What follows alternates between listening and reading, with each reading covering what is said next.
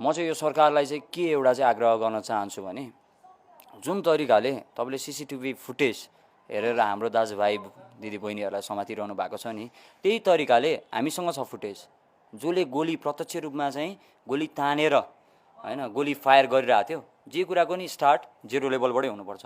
अब हाम्रो जसरी समातिरहेको छ नि त्यसरी नै त्यो फुटेज हेरेर जसले गोली तानेको हो, चाहे उहाँ सिपाही होस्, चाहे हलदार होस्, चाहे असै होस्, जुनसुकै पोस्टमा होस्, उहाँहरूलाई पक्राउ गर्नु त्यसो भए फर्स्टमा हैन, किनकि उहाँहरूले हान्नु भएको हो नि त। उहाँहरूलाई पक्राउ गर्नु, उहाँसँग सोधपुछ गर्नु, उहाँलाई चाहिँ अर्डर अथोरिटी कसले दिएको हो, त्यो पछि उहाँलाई जसले अथोरिटी दिएको हो उहाँलाई फेरि सोध्नुहोस् उहाँले अथोरिटी कसले दिएको हो उहाँलाई। त्यसरी जाँदै जाँदा हाई अथोरिटी जसले दिएको हो नि उहाँलाई चाहिँ जुन तरिकाको सजाय हुनुपर्ने हो, यो सजाय मामुली सजाय भएर हुँदैन। किनकि 61 जना दाजुभाइ दिदीबहिनी, 3 जना प्रहरी, 10 जना कैदीको सहित उनीहरू मारियो हैन। त्यति मरिसकेपछि 2100 जना भन्दा बढी घाइते भइसकेपछिको हैन यो क्रान्ति हो हैन। यो सरकार फेरुनुमा यति धेरै जनाको चाहिँ योगदान छ। होल नेपाल अहिले रुइरहेको छ।